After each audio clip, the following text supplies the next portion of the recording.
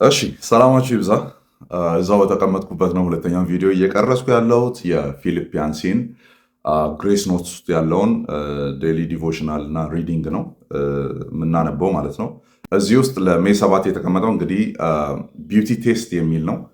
እሱን አብረን የምናነብ ይሆናል ማለት ነው። እዛ ውስጥ የተቀመጠውን ሀሳብ የምንመለከት ይሆናል ማለት ነው። አብረን እናነባለን። እንዲህ ይላል። የውበት ፈተና ብየዋለሁ። ቢዩቲ ቴስት የሚለውን ኦር ውበት ሲፈተን ብለንም መያዝ እንችላለን። በጣም ባልተጠበቁ ቦታዎች የእግዚአብሔርን መገኘት የሚያሳዩ ማስረጃዎችን አይቻለሁ።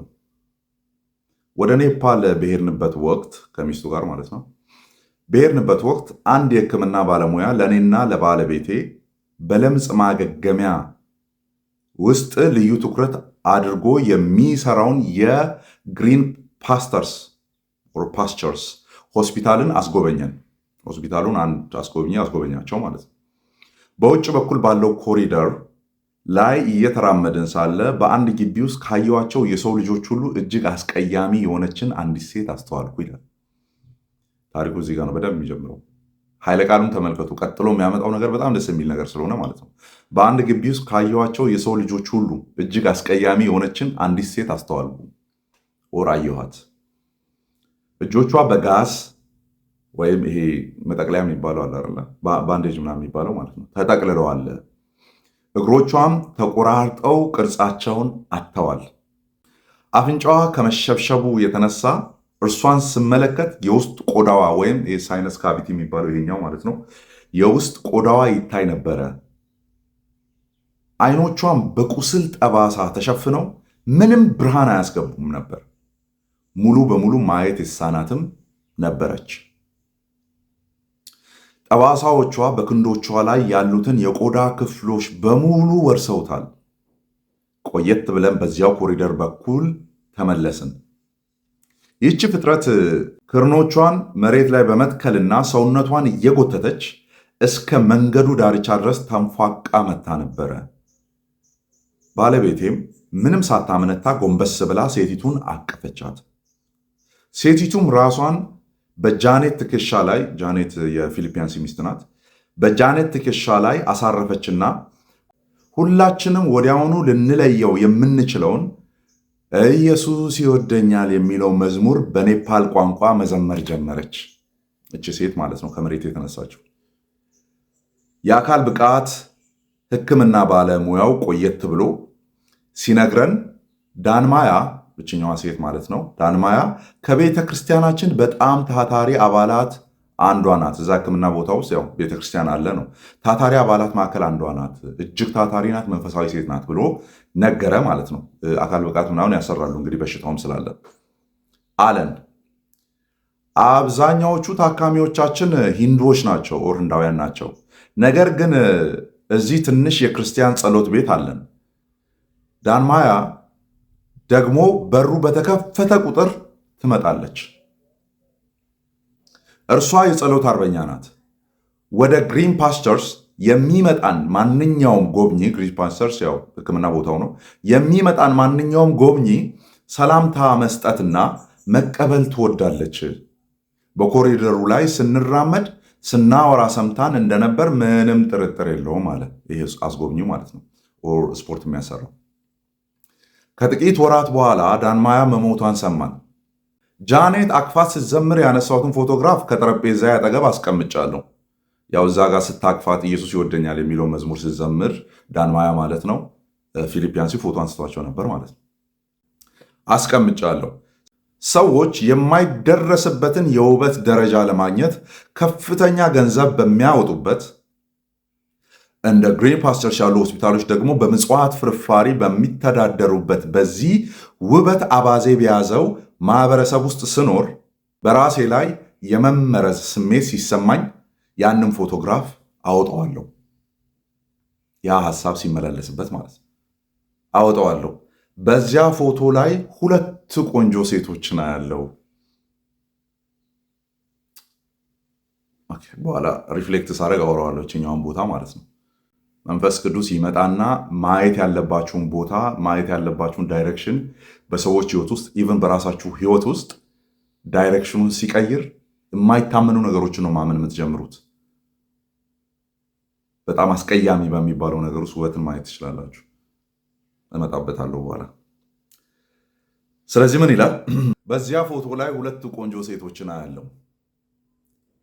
ባለቤቴ በጣፋጭ ፈገግታዋ በዋዜማው የገዛችውን ደማቅ የኔፓል ልብስ ለብሳ፣ አንደኛዋ እንግዲህ ውበት በሚባለው ማለት ነው ሚስቱ ነው እየተናገረ ያለው፣ ለብሳ እና ከማንኛውም የውበት ፈተና ልትወድቅ የምትችል ሁለተኛዋን እያወራ ነው ደግሞ እና ከማንኛውም የውበት ፈተና ልትወድቅ የምትችል ነገር ግን ከሁሉ በላይ ዋጋ ባለው ፈተና ያለፈችውን አሮጊት በእቅፏ ይዛ እነዚህን ሁለት ቆንጆ ሴቶችን አያለው ይላል።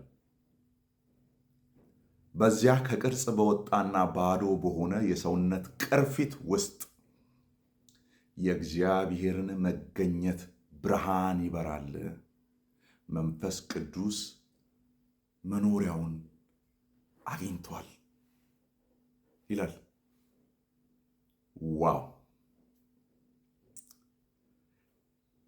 ከታች ጀምር። የኔ ሪፍሌክሽን ታይም ነው። ከታች ጀምር።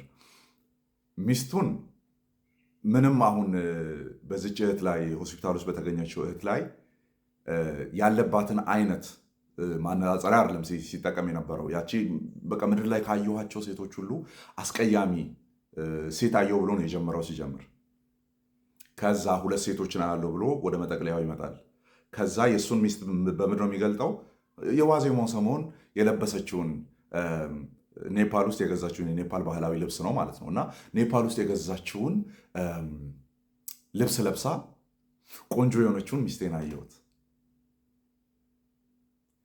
ሚስቱን በልብስ ነው ያሸበረቃት። በገዛችው በለበሰችው ልብስ ነው የገለጻት። ማንን? ሚስቱን። ውብ ናት። ሁለተኛዋን የገለጸበትን መንገድ አይታችኋል። ቆዳዋ ደርቆ ከላይ ቅርፊት ተቀምጦ ያየኋት ያቺ አሮጊት ሴት መንፈስ ቅዱስ ማደሪያ አድርጎ ያገኛት ነፍስ ናት ይላል ማለት ነው።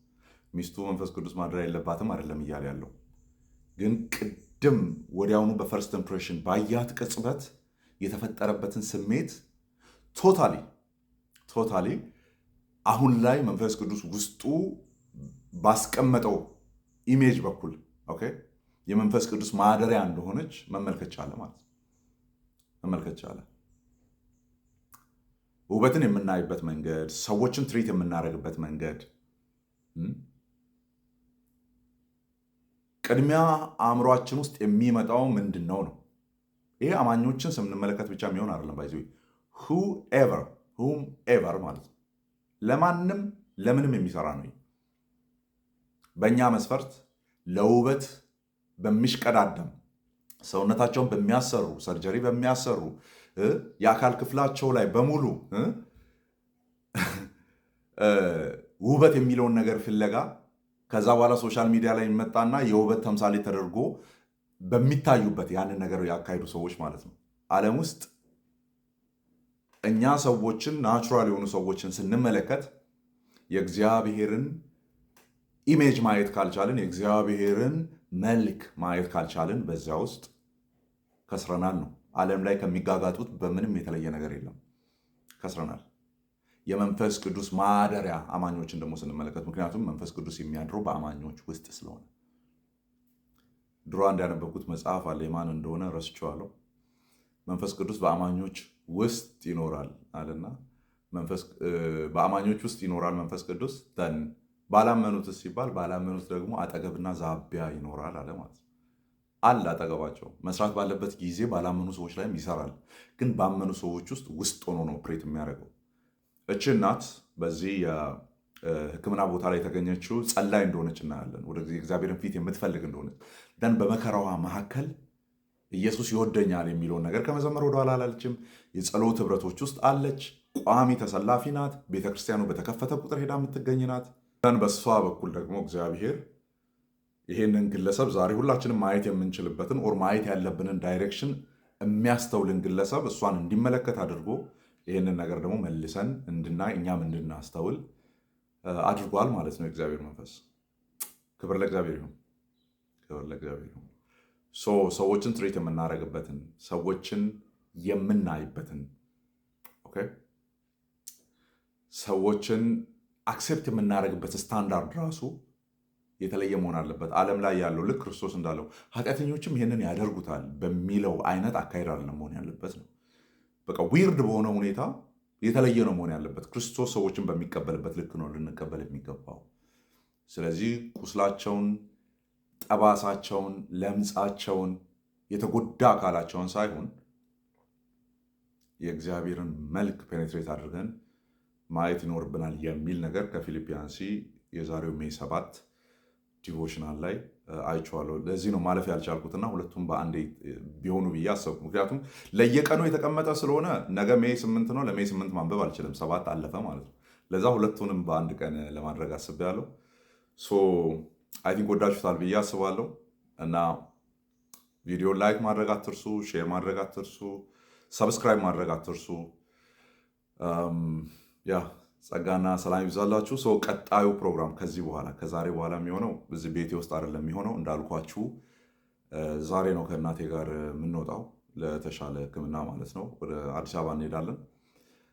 ቅዱሳን በጸሎቶቻችሁ ከኛ ጋር እንድትሆኑ ወደ እግዚአብሔር ዙፋን እናቴን ይዛችሁ እንድትቀርቡ በሚያስፈልገን ነገር ሁሉ እግዚአብሔር ከኛ ጋር እንዲሆን ጸሎት እንድታደርጉልኝ ቀድሜ አሳስባችኋለሁ ማለት ነው እና ሰላማችሁ ይብዛ።